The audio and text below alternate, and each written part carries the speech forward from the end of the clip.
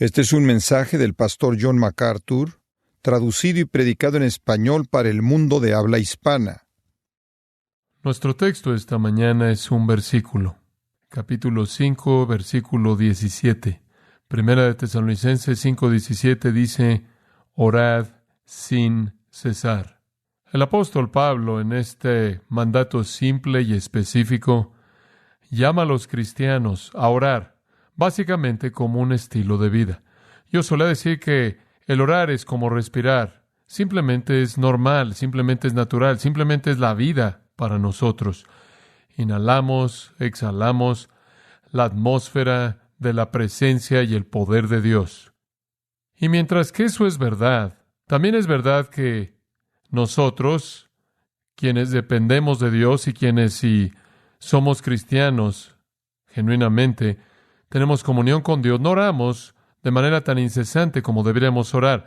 Somos culpables, creo yo, de contener nuestra respiración espiritualmente, mientras que supondremos que la presión del ambiente mismo de la presencia de Dios nos forzaría a orar, así como la presencia del aire nos forza a respirar. Eso no es necesariamente el caso. Y nosotros como cristianos restringimos nuestra inhalación, la presencia misma de Dios, debido a nuestra propia pecaminosidad. Y entonces viene el mandato del apóstol Pablo a orar sin cesar, a orar en todo tiempo. La oración continua, persistente, incesante, es una parte esencial de la vida cristiana y fluye de la dependencia de Dios. Quiero que entendamos este principio de orar sin cesar, y mientras que tan solo leerlo le da cierto entendimiento claro, hay mucho más para entender la importancia de esa afirmación encontrada en las Escrituras, y quiero ver si puedo darle algo de las riquezas de lo que la palabra tiene que decir. Un buen punto inicial es ver dos parábolas que nuestro Señor dio. De hecho, entre las muchas parábolas de nuestro Señor, estas dos sobresalen como algo único. Son únicas por una razón muy simple e interesante. Todas las otras parábolas se relacionan a Dios a manera de comparación. En cierta manera, son como Dios. Son como el reino de Dios. Son como la manera en la que Dios opera. Estas dos parábolas se relacionan con Dios a manera de contraste. No son como Dios. Únicamente son las únicas dos parábolas que Jesús jamás dio que se relacionan a Dios a manera de contraste. Estas dos parábolas nos dan ilustraciones de alguien quien es totalmente diferente de Dios, y al hacer eso, presentan un punto muy, muy fuerte acerca de este asunto de orar persistentemente sin cesar. Vayamos a estas dos parábolas. La primera la encontramos en Lucas, capítulo 11. Es llamada la parábola del amigo que se rehusaba. Lucas, capítulo 11. Nuestro Señor la dio en un contexto de oración. De hecho, los discípulos se habían acercado a Él y le habían dicho en Lucas 11:1, Señor, enséñanos a orar, así como Juan le enseñó a sus discípulos. Y Jesús les respondió con las palabras conocidas. Cuando oréis, decid, Padre, santificado sea tu nombre. Venga tu reino. El pan nuestro de cada día, dánoslo hoy. Y perdónanos nuestros pecados, como también nosotros perdonamos a los que nos ofenden. Y no nos metas en tentación. La conocida oración del Señor o la oración de los discípulos. Entonces, en los versículos 12 al 4, Jesús les enseñó qué decir. Él les enseñó básicamente el contenido de la oración. Cuando usted ora, debe honrar a Dios y santificar su nombre. Debe orar por esas cosas que se relacionan con su reino. Debe buscar la provisión diaria que solo Él da. Debe confesar sus pecados y buscar su perdón.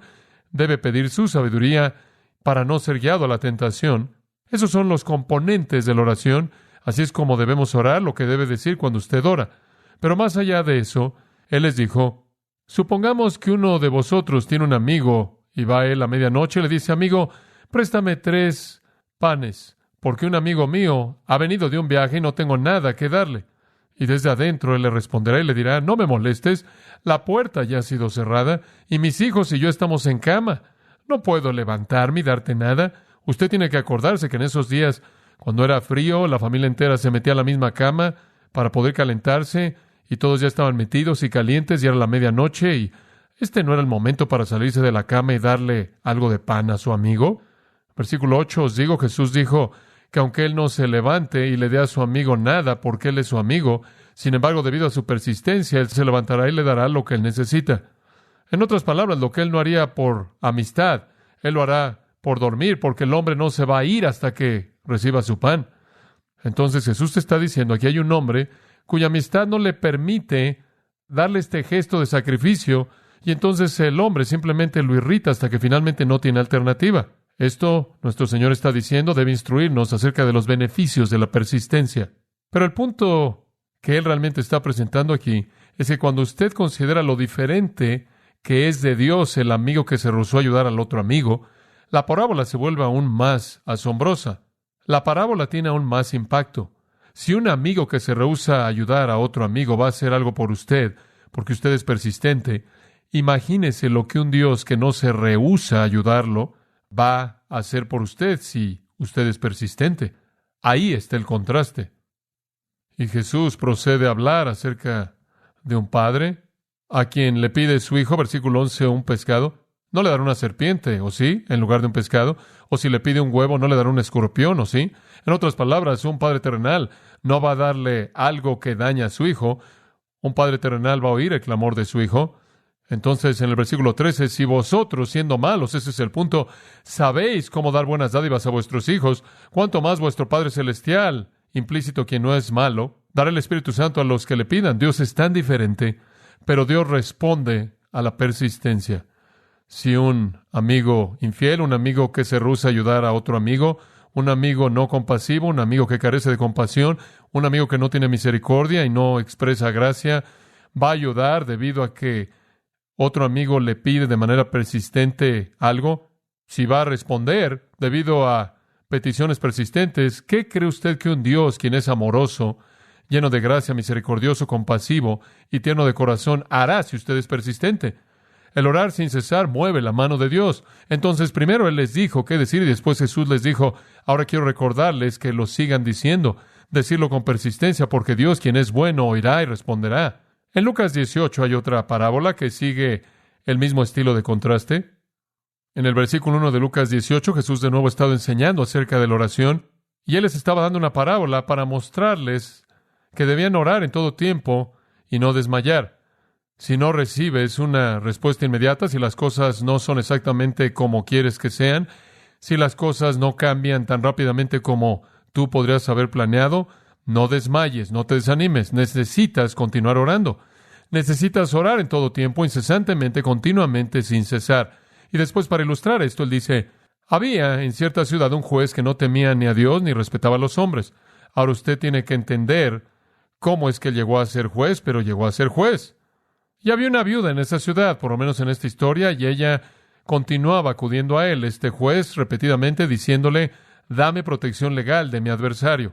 Aparentemente alguien estaba haciendo todo lo que era posible por quitarle su sustento mínimo en la vida, y ella estaba rogando por justicia en la corte de este juez. Y por un tiempo, versículo 4 dice, él no quería, pero después él se dijo a sí mismo, aunque no temo a Dios, ni respeto al hombre, sin embargo, debido a que esta viuda me molesta, le daré protección legal, no sea que por venir a mí continuamente me agote la paciencia. Esta mujer es un dolor. Lo que no hago por amor a Dios y lo que no hago por amor a la humanidad, lo voy a hacer por estar en paz. Él está diciendo, ya no puedo soportar esta molestia continua. Y después, versículo 6, y el Señor dijo, oíd lo que el juez injusto dijo. ¿Acaso Dios no traerá justicia para sus elegidos que claman a Él día y noche? ¿Se tardará en responderles? Os digo que Él traerá justicia para ellos rápidamente. Como puede ver, Dios es diferente que un juez injusto. Dios es diferente de un amigo que se rehúsa a ayudar a otro amigo. Pero si un amigo que se rehúsa a ayudar a otro amigo y un juez injusto van a hacer lo que se les pide debido al ruego continuo, entonces ciertamente un Dios compasivo, amoroso, lleno de gracia, amable, tierno de corazón, hará más. Ese es su punto. Y entonces Jesús está diciendo, de hecho, oren así. Oren persistentemente, oren constantemente, oren en todo tiempo. No se rindan, no se desanimen. Sigan tocando, sigan pidiendo, sigan buscando. Y Jehová, su Dios, bueno, compasivo, fiel, amoroso, lleno de gracia, misericordioso, oirá y responderá. Ahora, algunos han imaginado que parábolas como estas contradicen otras cosas que Jesús enseñó. Por ejemplo, allá atrás en Mateo capítulo 6, Él dijo algo. A primera vista, en la superficie, podría parecer contradictorio y necesita ser entendido. En Mateo 6, versículo 7, Jesús dijo, y cuando oréis, no hagáis repeticiones vanas como los gentiles, porque creen que por sus muchas palabras serán oídos. Por lo tanto, no sean como ellos, porque vuestro Padre sabe de qué cosas tenéis necesidad antes de que le pidáis. Dice usted, ¿acaso esto no es contradictorio? ¿Acaso no está diciendo que no repitamos nuestras oraciones? No, Él está diciendo, no, repitan de manera vana. Esa es la palabra clave. ¿Qué quieres decir con repeticiones vanas? Bueno, el tipo de oraciones que los paganos oran. Suponen que serán oídos por sus muchas palabras. En otras palabras, no es que la deidad se preocupa por su corazón, no es que el Dios entiende la compasión, la pasión, el dolor, el anhelo, el deseo del corazón. Es que hay alguna fórmula, algún ritual religioso, alguna ceremonia, algún mantra, algún canto, algo u otro, alguna secuencia de cuentas, alguna fórmula repetitiva que de alguna manera va a hacer que ese Dios haga algo que de otra manera no haría. Jesús simplemente estaba diciéndoles, no oren de esa manera. Él no está prohibiendo la repetición significativa. Él no está prohibiendo el ruego del corazón. Lo que Él está prohibiendo es el ritual vacío, el balbuceo sin pensar que fluye solo de la boca y supone que Dios responderá debido a las palabras en lugar del corazón. Entonces, cuando Pablo dice orad sin cesar, él no está en desacuerdo con Jesús. Él simplemente está apoyando el principio enseñado en Lucas 11 y Lucas 18 de que la oración debe ser incesante. No somos oídos simplemente por nuestras muchas palabras, sino que somos oídos por el clamor de nuestro corazón.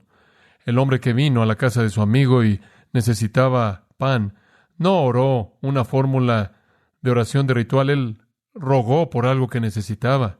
La viuda que vino al juez no ofreció al juez algún mantra o algún canto o alguna recitación de oración ritual. La mujer le presentó el clamor de su corazón por protección de alguien que tenía el poder para hacer eso. Y una oración así, que clama desde el corazón, que repite, es aquello que mueve el corazón de un Dios amoroso y compasivo.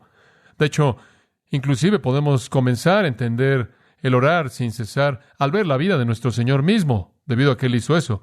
Él obviamente estuvo en comunión constante con el Padre, y lo vemos en las Escrituras levantándose temprano a orar, lo vemos pasando toda la noche en oración. Debió haber sido una comunión interminable e incesante entre Él mismo y el Padre. Hebreos nos dice que Él ofreció oraciones y súplicas con clamor fuerte y lágrimas. Ese es un principio fascinante. Hubo una intensidad en las oraciones de Jesús que es absolutamente única. Eso es absolutamente sorprendente. Cuando Él oró en varias ocasiones, hubo una gran agonía. Y podemos suponer que, aunque las Escrituras no nos relatan todos los detalles de todas sus oraciones, tuvo mucho del mismo tipo de intensidad, como esas oraciones que vemos y nos son reveladas en el texto. Cuando la Biblia nos dice que Él fue al Monte de los Olivos y oró toda la noche, sin duda alguna hubo una intensidad en ese tipo de oración que conocemos muy poco, si es que llegamos a conocer. La gran ilustración clásica que tenemos de la intensidad de su oración viene en el huerto previo a su muerte, en donde lo vemos orando ahí en sudor y en una agonía de sangre. Él está postrado orando y Lucas escribe en el capítulo 22 diciendo, Padre, si tú quieres, pase de mí esta copa, mas no se haga mi voluntad, sino la tuya. Y Lucas escribe, y estando en agonía, él oró con mayor fervor, y su sudor se volvió como grandes gotas de sangre que cayeron al suelo.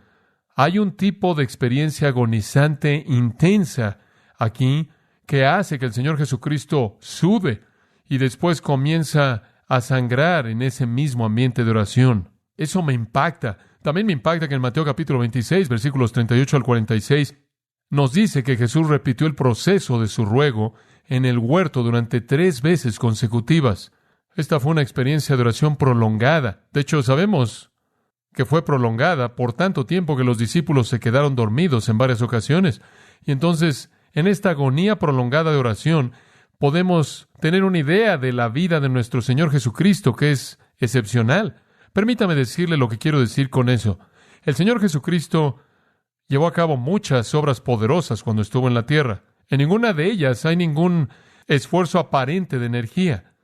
Aunque las Escrituras dicen que virtud salió de él, no hay nada que él hace en todas las Sagradas Escrituras, en términos del registro del Nuevo Testamento, que indicaría que hubo algún tipo de agonía, esfuerzo en el proceso de llevar a cabo ese milagro, fuera que él estuviera dando vista a los ciegos, o dando sentido de oído a los sordos, o haciendo que pudieran hablar los mudos, o dando salud al cuerpo enfermo, o darle la capacidad de caminar a una persona que no podía caminar, o fuera que él estuviera resucitando a alguien de los muertos, o fuera que él estuviera alimentando a 5,000 hombres, más mujeres, más niños, 20,000 personas ahí en la costa, o fuera que él estuviera calmando una tormenta, o fuera que él estuviera caminando en agua. No importaba lo que fuera. No hay registro de que hubo algún esfuerzo aparente de energía, algún tipo de esfuerzo, algún sudor, alguna gota de sangre, en algún tipo de esfuerzo agonizante para hacer que eso sucediera.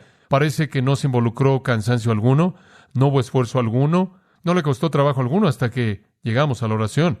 Y cuando él oró, hubo una agonía, hubo una carga en su corazón, en su ser mismo, que se manifestó en su cuerpo físico. Él oró en una agonía hasta la sangre, un nivel de intensidad que ciertamente habla de la persistencia que Jesús indicó en Lucas 11:18 y que Pablo tenía en mente cuando dijo, orad sin cesar. La primera iglesia se caracterizó por este tipo de oración continua, apasionada, incesante, desde el comienzo.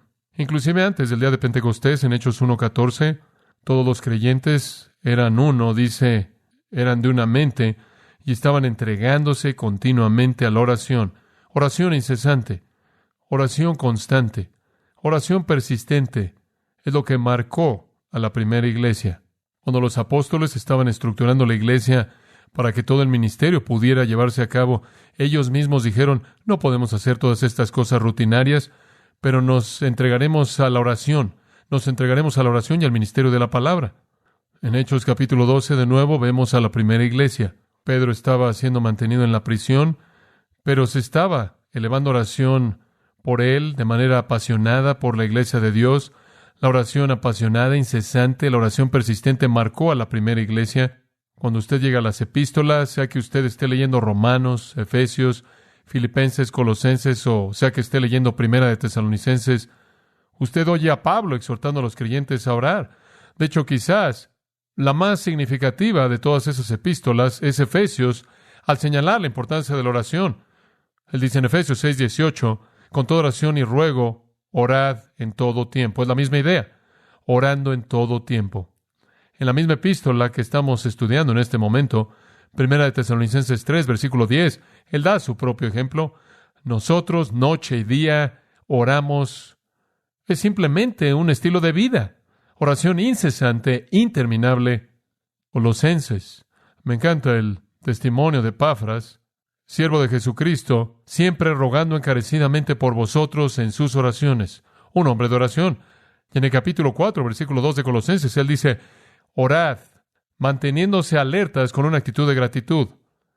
La oración incesante, prevaleciente, persistente, insistente, es tan esencial.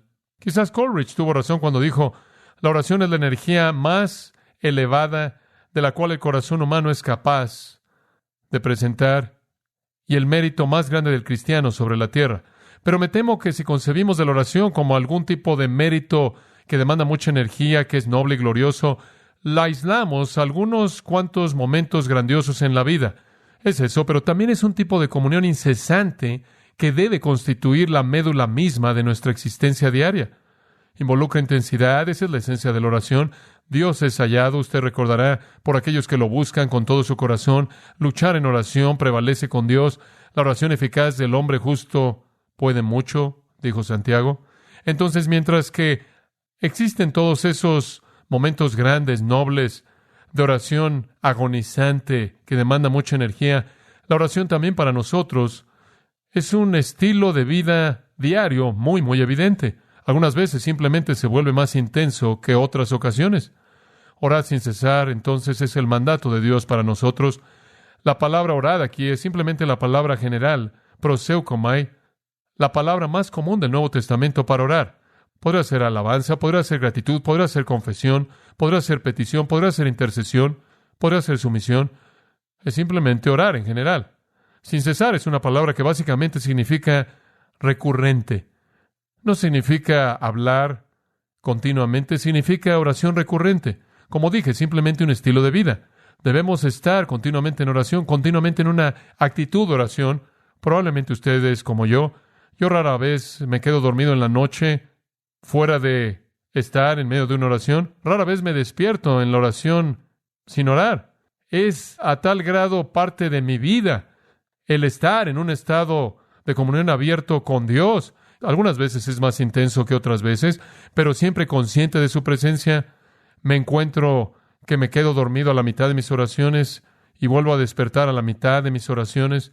Las Escrituras nos dan ejemplos de personas que oraron en la mañana, personas que oraron en la tarde, personas que oraron en la noche, personas que oran 7 veces al día, personas que oran a medianoche, personas que oran toda la noche, personas que oran antes del atardecer, personas que oran por días, personas que oran por semanas, algunas que oraron por mucho tiempo, algunas oraron por poco tiempo, algunas oraron de rodillas, algunas oraron de pie, algunas oraron acostados sobre una cama, algunas oraron postrados en el suelo, algunas oraron con sus manos arriba, algunas oraron con sus manos abajo, algunas oraron con sus manos hacia afuera, algunas oraron con el rostro hacia abajo, algunas oraron con el rostro hacia arriba, etcétera, etcétera. En toda manera, en todo lugar, la oración, orad sin cesar. Ahora, si usted ve nuestro texto una vez más, usted va a ver que es un tipo de compañero del versículo 16. El versículo 16 dice, orad, estad siempre gozosos. El versículo 17 dice, orad sin cesar. Realmente son compañeros en la vida espiritual y tienen un equilibrio hermoso. El creyente a lo largo de su vida cristiana siente su insuficiencia y por ello vive en dependencia total de Dios. Mientras que usted siente su insuficiencia y usted siente su dependencia, usted va a orar sin cesar. Al mismo tiempo, mientras que se siente insuficiente y dependiente, usted también sabe que es el beneficiario de bendición estupenda por parte de Dios. Entonces, por un lado, usted está orando en dependencia. Por otro lado, usted está regocijándose en la recepción de la bendición multiforme de Dios. Entonces, estamos siempre gozosos porque Dios está derramando bendición en respuesta a nuestra oración sin cesar. Si yo, como cristiano, vivo en un estado perpetuo de insuficiencia personal, un estado perpetuo de reconocer mi dependencia de Dios, si vivo continuamente agradecido por todo lo que Él hace por mí, continuamente arrepentido por mi pecado, continuamente expresando mi amor hacia otros, eso va a fluir en oración no expresada en voz alta a Dios, y eso también va a causar que Dios abra las puertas de bendición, las cuales van a resultar en mi respuesta gozosa. Y entonces no solo debemos estar siempre gozosos, sino que debemos tomar el camino a ese gozo, el cual es el camino de la oración incesante que resulta en bendición, lo cual resulta en gozo. Ahora, ¿cómo es que este versículo 17 encaja en el contexto entero aquí? Pablo, conforme cierra esta carta a la iglesia tesalonicense, quiere ayudarles a dirigir a la iglesia en el camino correcto para el futuro. Es una buena iglesia, una gran iglesia, una iglesia noble, una iglesia espiritual, pero él quiere recordarles cómo crecer y ser un rebaño saludable, maduro. Es una iglesia joven, una iglesia bebé, solo tiene unos cuantos meses de haber nacido, y él tiene un plan de crecimiento para ellos.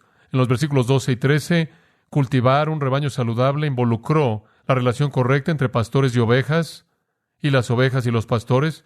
En los versículos 14 y 15, cultivar a un rebaño saludable demandó la relación correcta entre las ovejas y las ovejas. Y aquí en el versículo 16 al versículo 22, un rebaño saludable demanda una relación correcta entre las ovejas y el gran pastor. Entonces la iglesia está constituida por esas relaciones. Liderazgo a la congregación, congregación a liderazgo, congregación a congregación, congregación a Dios. Y ninguna iglesia puede elevarse por encima de la vida espiritual de su propia congregación. Entonces su relación con el gran pastor es crucial. Y lo primero que usted necesita hacer es estar siempre gozoso, y lo segundo es estar orando a Él siempre. Así es como usted mantiene esa relación como debe ser. Y eso es esencial para una iglesia que crece, para una iglesia saludable. Si vamos a ser una iglesia saludable, debemos estar orando sin cesar, debemos estar buscando el recurso divino, debemos estar tocando la puerta, buscando los panes, debemos estar doblando la rodilla ante el pie de la justicia divina, rogando por nuestro caso para que sea resuelto con equidad y justicia. Debemos estar acudiendo a Dios a favor de nosotros mismos y otros, orando sin cesar, porque ahí es donde liberamos la grandeza del poder y bendición de Dios. Ahora, realmente no hay nada más que decir acerca del versículo. Usted entiende lo que significa, pero quiero ir detrás del versículo un poco. Y quiero darle una pequeña lista de cosas que voy a llamar motivos para orar, porque sé que algo es realidad en su vida, porque es verdad en mi vida. No importa cuánto oro, siempre me siento como que no oro lo suficiente. ¿Se siente usted de esa manera? En cierta manera tengo un estado continuo de culpabilidad por mi falta de oración. No importa cuánto oro, siempre me siento como que no he orado lo suficiente. Y esto es en parte debido al hecho de que no he orado lo suficiente, y parte debido al hecho de que estoy en una posición con la que soy inundado con tantas peticiones de oración que es imposible para mí como ser humano inclusive intentar el mantenerme al día con todas ellas, lo cual hace que mi carga sea más pesada. Tengo que regresar entonces y preguntarme si realmente estoy motivado a orar cuando no oro como debiera. Y quiero ayudarle a entender algunos motivos para orar. Quiero darle 10 de ellos, simplemente una pequeña lista a manera de despensa. 10 motivos para orar que creo que producen una vida de oración incesante. Número 1 es un deseo para la gloria del Señor.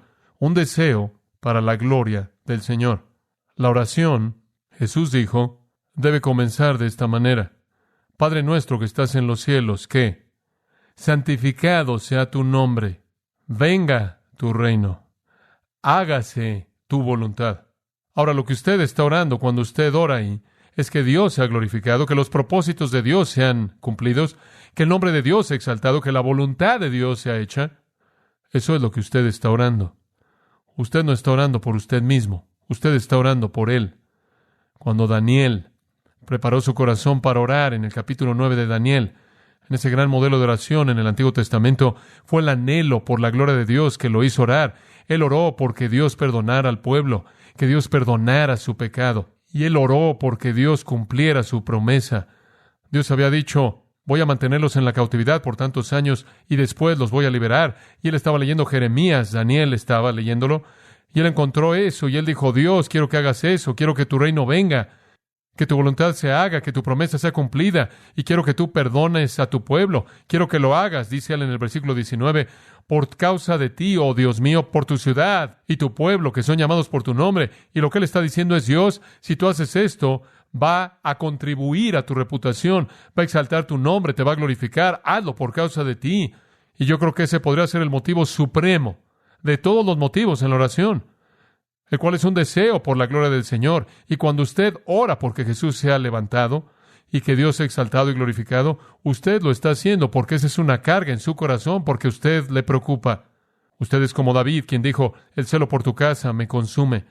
Los denuestos que están cayendo sobre ti me están lastimando. Y él clamó porque el Señor fuera levantado. Sí, el primer motivo para la oración es un deseo por la gloria de Dios. La gloria del Señor, cuando su corazón anhela porque Dios sea glorificado, usted se va a encontrar orando con ese fin en mente. Usted se va a encontrar a sí mismo en un clamor incesante a Dios, sea exaltado, sea glorificado, sea levantado, cumple tu propósito, edifica tu reino, haz tu voluntad. En segundo lugar, un segundo motivo para orar es un deseo por tener comunión con Dios. Un deseo por tener comunión con Dios. El salmista dio palabras tan hermosas, esta verdad, en el Salmo 42, versículo 1. Como el siervo brama por las corrientes de las aguas, así te anhelo, Dios, el alma mía. Mi alma tiene sed de Dios, por el Dios vivo. ¿Cuándo vendré y me presentaré delante de Dios? Mis lágrimas han sido mi comida día y noche. Ahora ya hay un anhelo por Dios. Allá hay un corazón clamando por comunión, el sentimiento de estar alejado de Dios, el sentimiento de estar aislado, el sentimiento de soledad que alcanza y dice Dios, quiero tu comunión, quiero tu compañía, quiero tu presencia. El Salmo 63, palabras más magníficas. Oh Dios, tú eres mi Dios, te buscaré apasionadamente, mi alma tiene sed de ti, mi carne te anhela en una tierra seca y árida donde no hay agua, porque te he visto en el santuario para ver tu poder y tu gloria. Solo quiero verte, solo quiero estar contigo, solo quiero experimentar tu asombro. En el Salmo 84, los primeros 2 versículos, ahí de nuevo, cuán hermosas son tus moradas, oh Jehová de los ejércitos. Mi alma anheló, inclusive tuvo deseo por los patios de Jehová. Mi corazón y mi carne cantan por gozo al Dios vivo. Cuán bienaventurados son los que moran en tu casa, el anhelo por estar en la presencia de Dios, y quizás el más magnífico de todos, Salmo 27. Simplemente escuche estas palabras maravillosas. Jehová es mi luz y mi salvación, ¿a quién temeré? Jehová es la fortaleza de mi vida, ¿de quién tendré miedo? Una cosa he pedido de Jehová y esta buscaré, que more en la casa de Jehová todos los días de mi vida, para contemplar la belleza de Jehová y meditar en su templo. Solo quiero estar donde Él está. ¿Tiene usted eso? ¿Tiene usted ese anhelo por comunión dulce? Hay un tercer motivador a la oración incesante, y ese es un deseo porque se satisfagan necesidades. Un deseo porque se satisfagan necesidades, no solo las nuestras, sino las de aquellos que nos rodean. El pan nuestro de cada día, dánoslo hoy. Jesús nos enseñó a decir en Mateo 6:11. Es correcto orar porque nuestras necesidades sean satisfechas. Es correcto pedirle a Dios por las cosas básicas de la vida. Esa es una motivación para orar. No obstante, pocos de nosotros somos motivados en esa manera porque tenemos tanto. Pero por todo este mundo hay muchas personas que oran porque Dios de manera regular simplemente les dé sus necesidades diarias. No entendemos eso en esta cultura con tanta riqueza, pero es el estilo de vida para muchos de nuestros hermanos y hermanas en Cristo. De hecho, tenemos a un querido hermano quien ha venido de África. Sam y su esposa Nora estuvieron en nuestra iglesia durante 6 años, quizás, antes de que regresaran a ministrar en África. Él ha venido de África porque él no puede alimentar a su familia. El resto del mundo no es como aquí, porque él no puede encontrar medicina para su diabetes. Vivimos en un ambiente en donde pedirle a Dios por nuestras necesidades diarias es bastante raro, pero no debemos ser tan necios como para asumir que debido a que Dios en su gracia ha provisto nuestras necesidades diarias sin pedirle, debemos volvernos indiferentes a Él para que no sean quitadas de nosotros. Un cuarto motivo para la oración persistente es un deseo por tener sabiduría. Un deseo por sabiduría. Santiago lo dijo de esta manera. Y si alguno de vosotros tiene falta de sabiduría, pídala a Dios, el cual da a todos abundantemente y sin reproche. Si usted vive engañándose, pensando que no necesita la sabiduría de Dios, realmente está engañado, ¿no es cierto? Cuando Jesús nos enseñó a orar, Él dijo esto: vosotros pues oraréis así, y no nos metas en tentación, mas líbranos del mal. Realmente creo que esa es una oración para el discernimiento espiritual, que esa es una oración para la sabiduría espiritual. Señor, por favor, por tu Espíritu, dame la capacidad de discernir cuando estoy enfrentando una tentación. Dame la sabiduría para discernir cuando estoy siendo llevado a algo que es malo. Necesitamos estar orando de manera incesante eso. Necesitamos estar orando todos los días de nuestras vidas. Señor, por favor, líbrame de la tentación y no me lleves en un camino malo. Dame la sabiduría y el discernimiento y el entendimiento y la sensibilidad espiritual y la guía del Espíritu de Dios para que no caiga en las trampas de Satanás y las trampas de la carne y del mundo. ¿Qué motiva la oración? La oración incesante, un deseo por la gloria de Dios, un deseo por tener comunión con Él, un deseo por que las necesidades sean satisfechas y un deseo por sabiduría al caminar en medio de este campo minado que es este mundo.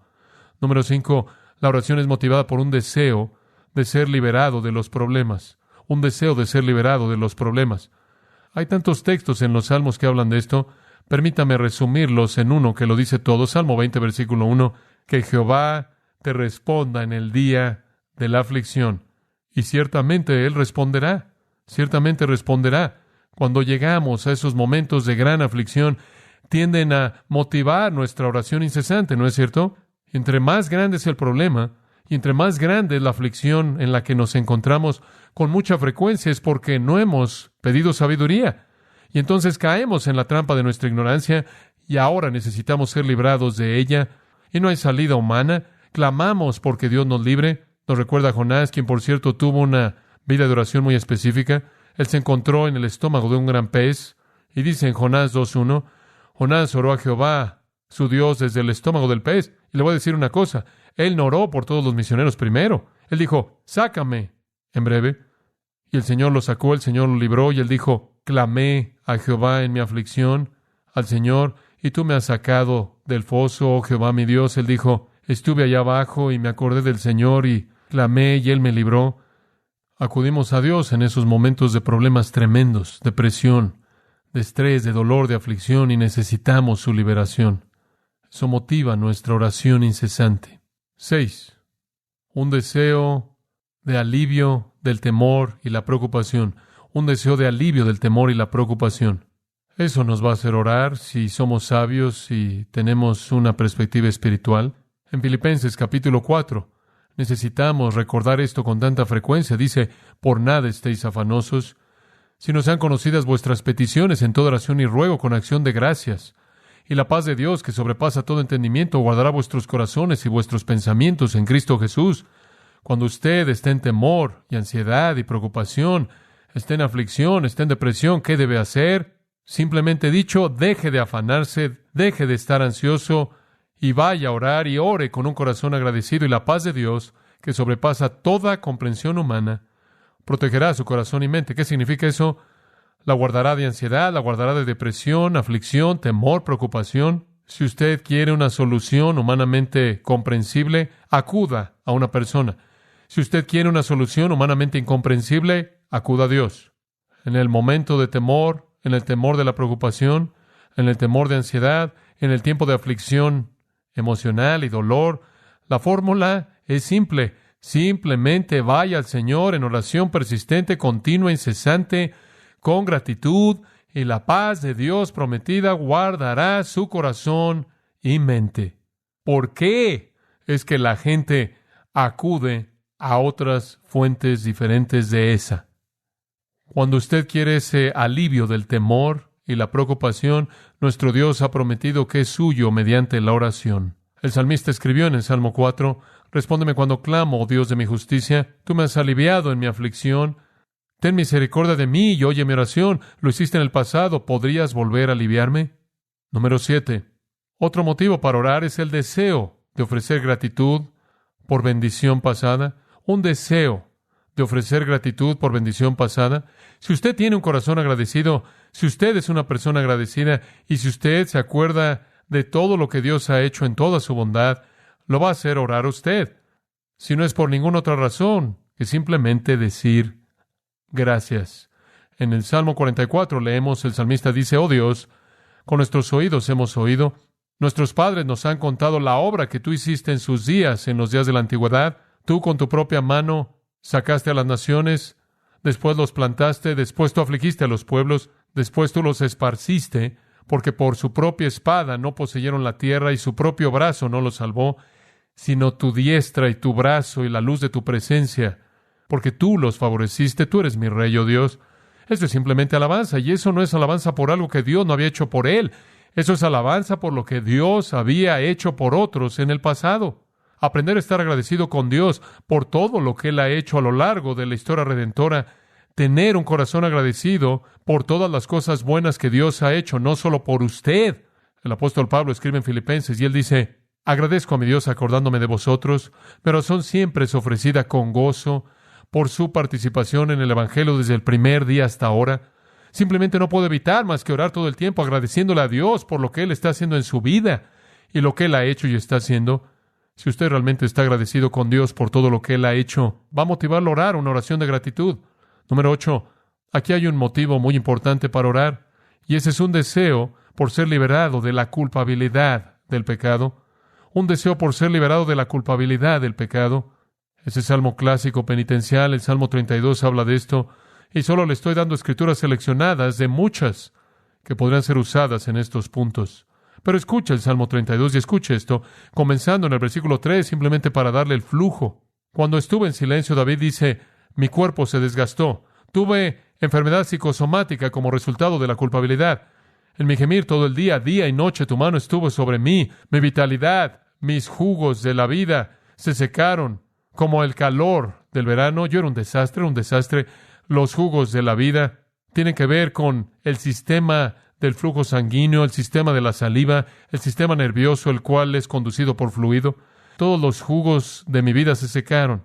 La saliva se secó, el flujo de sangre no estaba bien, por lo tanto, tuve problemas fisiológicos. Mi sistema nervioso era un desastre.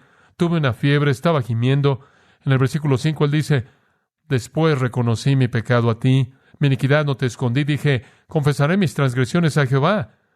Y tú perdonaste la maldad de mi pecado. Confesé y perdonaste. Después de regreso al principio del Salmo, él dice esto: bienaventurado es el varón cuya transgresión ha sido perdonada y cubierto su pecado. Bienaventurado el varón a quien Jehová no imputa iniquidad y en cuyo espíritu no hay engaño. El engaño se acabó. Usted no está cubriendo el pecado, usted lo ha abierto, usted lo ha confesado, y ahora es perdonado y ahora es bendecido. Sí, la oración incesante, la confesión penitencial, es motivada por un deseo a ser liberado de la culpabilidad del pecado. Número 9. Otro motivo para orar es un deseo por la salvación de los perdidos. Un deseo por la salvación de los perdidos. Usted se verá motivado a la oración persistente cuando usted está preocupado de manera compasiva por la gente perdida. Están por todos lados. Y si usted se preocupa por su salvación, va a haber un compromiso casi incesante con orar conforme se cruzan por su camino y su mente. Escucha Romanos 10:1, hermanos, dice Pablo: el deseo de mi corazón y mi oración a Dios por ellos es por su salvación. Pablo dice: estoy orando por su salvación. No puedo ver a personas no salvas sin orar por su salvación. Timoteo, en 1 Timoteo capítulo 2, es mandado por Pablo.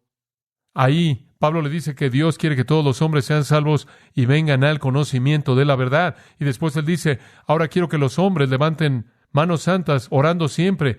¿Y por qué están orando? Por la salvación de la gente perdida, por quienes Dios ha provisto una salvación. Un deseo por la salvación de los perdidos motiva la oración. Si usted no ora incesantemente, entonces algo está mal con su compasión por los perdidos. Y número 10, la oración incesante es motivada por un deseo por el crecimiento espiritual de los creyentes. Un deseo por el crecimiento espiritual de los creyentes. En Efesios, por ejemplo, capítulo 1, versículo 15, Pablo le dice a los Efesios, versículo 15, por esta razón yo también, habiendo oído de la fe en el Señor Jesucristo que existe entre vosotros y vuestro amor por todos los santos, no dejo de dar gracias por vosotros, haciendo mención de vosotros en mis oraciones. Ahora, ¿por qué estás orando, Pablo?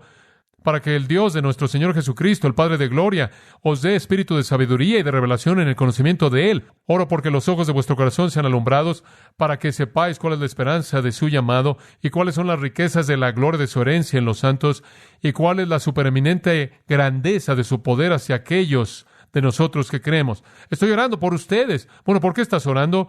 Por su sabiduría, su conocimiento, su alumbramiento, su iluminación, su esperanza. Estoy orando porque el poder de Dios sea liberado en sus vidas. Estoy orando por su crecimiento espiritual. En el capítulo 3, versículo 14, él dice: por esta causa doblo mis rodillas ante el Padre y estoy orando por ustedes. ¿Por qué estás orando? Versículo 16, para que los conceda según las riquezas de su gloria, el ser fortalecidos con poder por el Espíritu en el hombre interior. Estoy orando por poder espiritual. Versículo 17, estoy orando porque Cristo se establezca en sus corazones y que sean arraigados y cimentados en amor, y para que entendáis el amor que sobrepasa todo conocimiento. Versículo 19, y para que seáis llenos de la plenitud de Dios. Y versículo 20, para que hagáis mucho más abundantemente de lo que podáis pedir o entender. Estoy orando por su crecimiento espiritual. Tenemos mucho por qué orar, ¿no es cierto? ¿Qué lo motiva a orar? Cuando usted desea la gloria de Dios, cuando usted desea la comunión con Él, cuando usted desea que necesidades sean satisfechas por el único que tiene los recursos, cuando usted desea sabiduría y discernimiento, cuando usted desea liberación de los problemas de la vida, cuando usted desea alivio del temor y la ansiedad y la preocupación, cuando usted desea ofrecer gratitud por todas sus bendiciones pasadas y presentes, cuando usted desea ser liberado de la culpabilidad y el pecado, cuando usted desea la salvación de otros y cuando usted desea el desarrollo y crecimiento de los creyentes. En su vida debe haber suficientes recordatorios de estas cosas para mantenerlo orando todo el tiempo, ¿verdad? Entonces, realice un pequeño inventario espiritual. Si usted no está orando sin cesar, es porque algo está mal a nivel de deseo. Algo está mal en el nivel subyacente de la motivación. ¿Cómo motiva es usted? Para mi propia vida, en los años de experiencia que tengo, solo le puedo decir que mi vida de oración es motivada por la palabra de Dios. Es mi tiempo en la disciplina de la palabra de Dios y el estudio de la palabra de Dios que motiva mi vida de oración. O hay otras ocasiones cuando el Espíritu de Dios se mueve en mí, conforme estoy viviendo en obediencia al Señor, que me motiva a orar, claro. Pero si quiero desarrollar un anhelo real porque Dios se ha glorificado, después encuentro que ese anhelo es desarrollado a partir de un estudio de su palabra. Y conforme veo su palabra ser abierta y su plan maravilloso, como Daniel, Una vez leo lo que Dios ha planeado para mi propia gloria futura, después el anhelo comienza a incrementarse, a subir en mi corazón porque Él se ha glorificado. Es como Juan, quien al final del libro de Apocalipsis acaba de contar todas las glorias que van a venir con Cristo. Y él no puede evitar más que clamar: oh Señor, ven rápido, y no es por causa mía, sino por tu causa. Entonces, conforme veo el plan glorioso de Dios bosquejado en la palabra de Dios, me consume su reino y su gloria. Me motivan a orar con ese fin en mente, conforme estudio la palabra de Dios y es en esa comunión con Dios, conforme Él se revela a sí mismo en la palabra, conforme aprendo más de su persona y su naturaleza y la majestad de quién es Él, tengo un mayor deseo de tener comunión con Él. Conforme estudio mi Biblia y encuentro todas sus promesas y todas las cosas que Él anhela hacer por sus hijos y cómo Él va a satisfacer todas nuestras necesidades y cómo Él va a proveer todo. Por lo tanto, me veo motivado a orar con ese fin en mente. Y conforme leo las Escrituras y las estudio y encuentro su majestad revelada en su sabiduría, su discernimiento sorprendente, su entendimiento perfecto de todo, hace que yo anhele el tener esa misma sabiduría para que sea mi sabiduría, para que pueda entonces vivir en medio de este mundo difícil. Conforme leo las Escrituras y veo la crónica de los tiempos en los que Él ha librado a su pueblo una y otra vez, y las promesas que Él les ha dado, y que Él siempre hará lo mismo por su pueblo, me motiva a orar por liberación de los problemas de mi propia vida y de las vidas de aquellos que me rodean. Y cuando veo las Escrituras y encuentro cuántos de sus siervos amados especiales fueron liberados de temor y preocupación y ansiedad, cuántos de ellos cantaron himnos en la cárcel, y cuántos de ellos podían soportar un horno ardiente, y alabo al Dios que les permitió llegar ahí, porque ellos confiaron de manera total en Él. Me permite ser aliviado de mi propio temor, de mi propia preocupación, conforme reconozco que puedo echar toda mi ansiedad en Él, sabiendo que Él cuida de mí de manera perfecta, y soy liberado de la ansiedad. Y también, conforme estudio mi Biblia, encuentro el registro de todas sus bendiciones pasadas y sus obras pasadas y las glorias de toda la historia redentora y todo lo que Él ha hecho para llevar a la historia redentora donde está ahora, para que pueda experimentar las glorias del Evangelio de Cristo y las bendiciones de su Espíritu que mora en mí y el tesoro de su palabra, y me motiva a darle gracias por sus bendiciones. Y conforme veo las Escrituras y veo el perdón perfecto provisto en Jesucristo, la majestad del plan de la expiación, y cómo fue cumplido por gracia por medio de la fe en mi propia vida, y cómo tengo acceso al perdón completo y limpieza a todo momento de mi vida, me lleva a confesar mis pecados. Y conforme veo las lágrimas de Dios en Jeremías 13 y las lágrimas de Jesús en el Evangelio de Mateo en el capítulo 23, lágrimas que son derramados por aquellos que rechazan la salvación y rechazan la bondad de Dios, me hace desear la salvación de los perdidos así como Dios la desea. Y conforme veo el anhelo revelado en las Escrituras del corazón de Dios porque su pueblo crezca, porque los suyos crezcan espiritualmente, ese llamado continuo de principio a fin de las Escrituras para que los que son suyos vivan en obediencia y santidad, me recuerdo orar por el crecimiento espiritual de los creyentes. Entonces, si quiero tener una vida de oración persistente, constante, voy a tener que tener ciertos deseos en mi corazón que van a generar eso, que van a motivar eso.